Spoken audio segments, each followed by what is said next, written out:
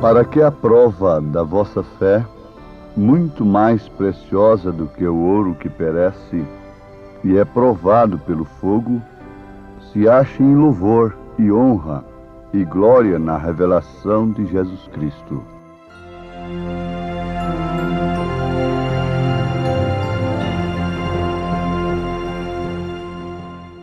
Ouvintes,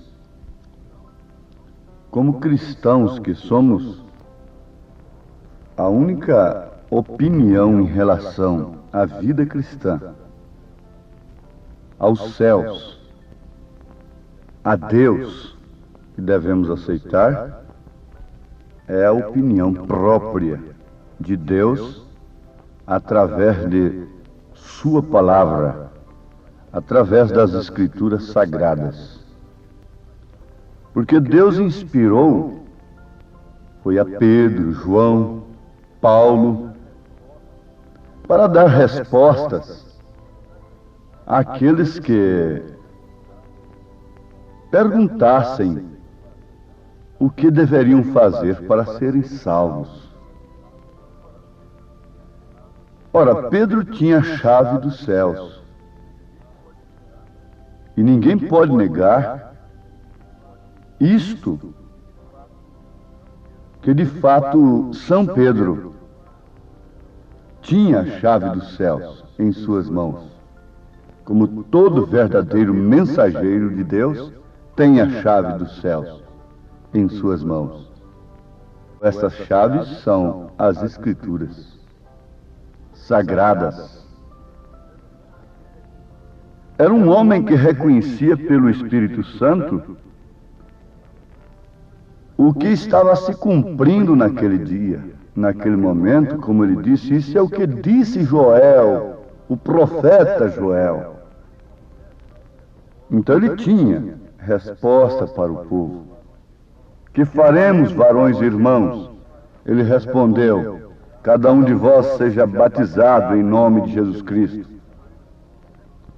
Agora ele aplicou justamente a chave. Ele era inspirado pelo Espírito Santo. Porque se ele falhou em Atos 2:38, ele falhou em todo o restante de suas Escrituras. Se Paulo falhou em Atos 19, então ele falhou em todas as demais. Se você não pode crer em Atos 19, em Atos 2:38, como cumprimento de Mateus 28:19, então você não pode crer na Bíblia Sagrada. E por conclusão, você é um incrédulo. Você crê num credo, numa organização que sem inspiração alguma de Deus lhe batiza nos títulos apenas, sem usar o nome do Pai e do Filho e do Espírito Santo. Esta é a grande verdade. Mas aqui está a opinião, o conselho que nós devemos tomar acerca da nossa vida eterna é somente destes homens. Depois deles, só se surgirem outros que usem a mesma inspiração deles e que possam usar as Escrituras deles. Fora disso é anátema, é excomunhão, é abominação, é mentira, portanto. Paulo disse: não deixei de vos anunciar todo o conselho de Deus. Por isso, nós encontramos uma humanidade com o título de cristã sufocada, sofrendo danos que somente os pagãos deveriam sofrer. Quem crê em deuses mortos, em ídolos, é que tem direito de fumar, de beber, de viver no pecado, porque eles não conhecem ao Deus verdadeiro. Mas este Deus verdadeiro, este Espírito Santo, que o mundo religioso, chamado cristão, julga ser seu pai, seu Deus, vai condená-lo no dia de juízo. De uma maneira terrível. Isto porque não toma o conselho de Deus. Porque no conselho de Deus, a prova, como ouro. Por falar em ouro, nós podemos falar aqui em duas espécies de ouro. Segundo a primeira carta a Timóteo, capítulo 6, nós encontramos Paulo dizendo: tendo, porém, sustento, e com que nos cobrirmos, estejamos com isso contentes, não conspirando, murmurando, aflitos.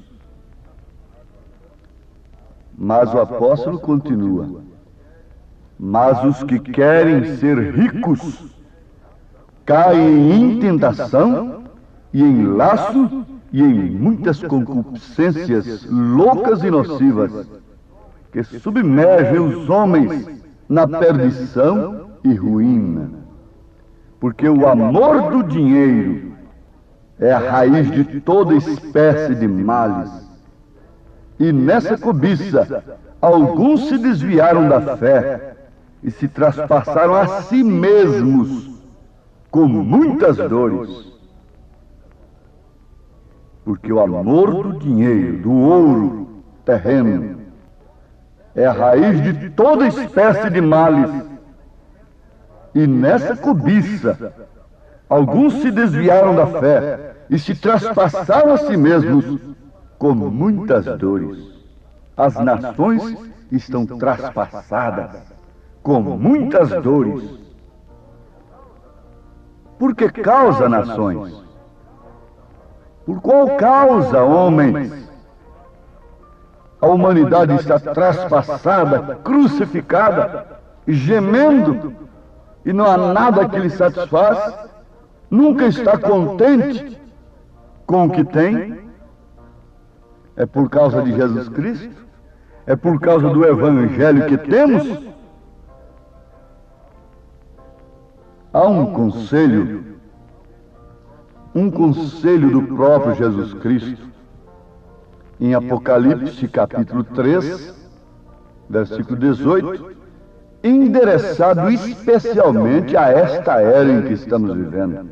Laodiceia, direito dos povos, mulher. Esse nome Laodiceia quer dizer mulher, e quer dizer também direito dos povos. Quando as mulheres podem pôr e deporem os homens. Quando as mulheres dirigem a seus maridos, através de suas naturezas, através de seus sistemas de criação e outras coisas mais que herdam como tradição de seus pais. Esta é a grande verdade.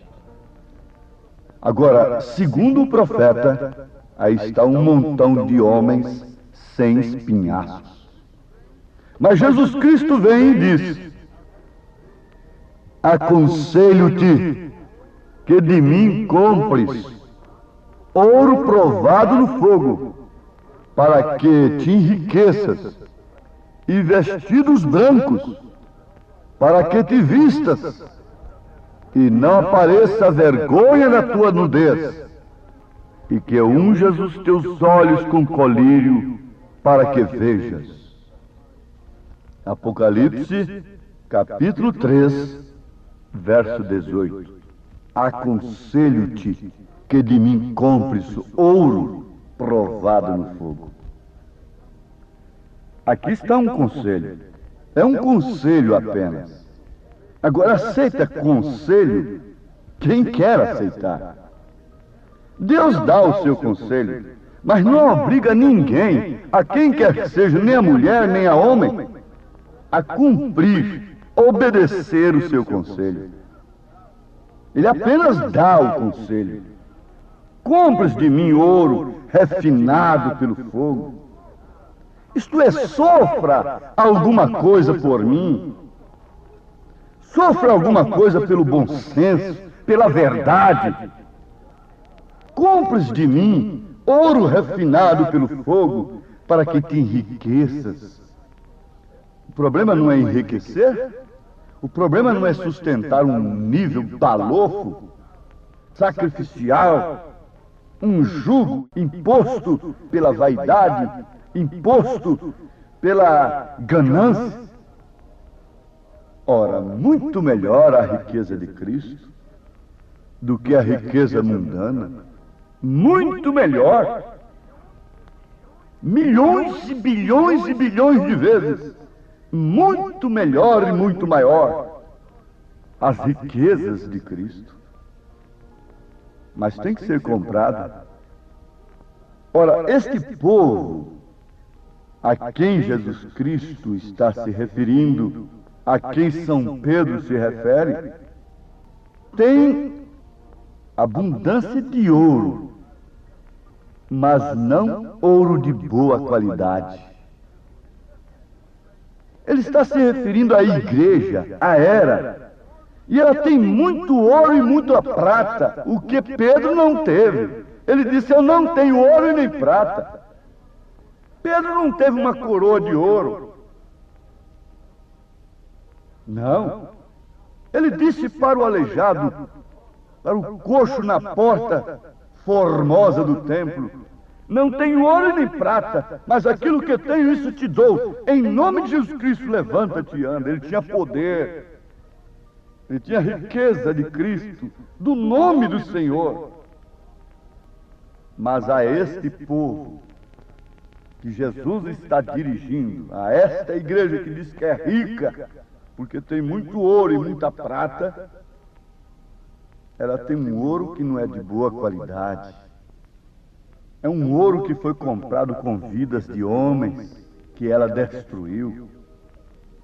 Ouro das nações, para cumprir o que Apocalipse 17 diz, que ela está embriagada com o sangue dos santos.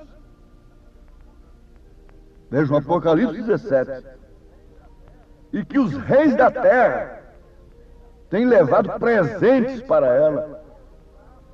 Ouro, prata, demais coisas, e honra, e posição, e poder. Foi o ouro que corrompeu e desvirtuou o caráter do homem, porque o amor ao ouro foi a raiz de todos os males, que temos aqui hoje, que você pode ver. É o amor ao dinheiro, metido na religião.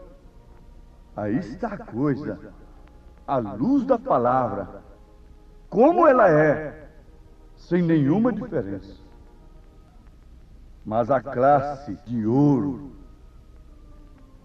que a igreja mundana tem é uma classe de ouro que desvanece, que perecerá, que não poderá lhe salvar. Veja se o dinheiro pode salvar a moral, pode salvar os lares, pode levar a mulher para a posição correta dela, ser humilde, deixar suas exigências, os seus atos, suas opiniões próprias, quando ela, na Bíblia Sagrada, é o corpo e o homem é a cabeça. Ela é rica. Ela não tem senão o ouro mundano que perecerá. Ela é complacente. Ela tem feito da abastança o principal critério de espiritualidade, a evidência das bênçãos de Deus e a pureza de doutrina, etc. Então, se o seu ouro aumenta, se o seu patrimônio aumenta, se suas riquezas terrenas aumentam, ela diz: Deus está me abençoando, Deus está nos abençoando, Deus está nos dando grandes coisas. Mas tem uma coisa: ela é chamada por Jesus Cristo de cega, de desgraçada, de nua.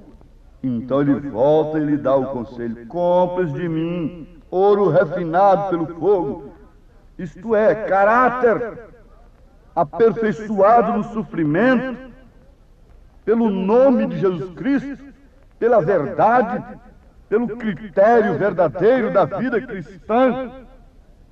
Isso é que é comprar, sujeitando uns aos outros, como ele sujeitou-se a si mesmo ao sofrimento, à angústia, à aflição, à cruz. Mas veja o que ele virá buscar. Ele virá buscar caráter. E não há caráter em mulher alguma, não há caráter em homem algum que não sofra pelas riquezas eternas, que não sofra pela palavra de Deus, que não obedeça à opinião escriturística acerca da ordem e conduta de vida em seus mínimos aspectos, em seus mínimos pontos de vista. Sim, nós não levaremos nada daqui senão o caráter. Jesus tampouco vem buscar de nós coisa alguma senão o seu caráter. Ele não vem buscar beleza, ele não vem buscar riqueza terrena, ele vem buscar o seu caráter. Agora, o seu caráter é forjado na fornalha da aflição. Mas este caráter de latão não resiste nenhum sofrimento. Ele foge, ele é covarde, ele é ingrato, ele é injusto, ele é parcial, ele é conveniente, ele não agrada a Deus. Por isso, Pedro, Jesus, Paulo não tomou nunca esse latão que não resiste o martelo para um exemplo como este. Ele tomou o ouro que é maleável, que suporta o fogo da aflição. Não é apenas um sofrimentozinho aqui, não é apenas uma criticazinha ali, mas sim um caráter que enfrenta, se necessário, leões, fogueiras, aflições, angústias, com justiça e com amor. Esta é que é a joia formosa de nosso Senhor Jesus Cristo. Pense agora onde você está, meu ouvinte. Em qual coroa você está? Você é uma pedra de uma coroa. Mas a coroa de quem? Comprada por bom preço? Pelo dinheiro mundano? Pela aparência? Pelo que é terreno? Ou pelo sangue do Calvário? Pelo sangue de Jesus Cristo? Amém.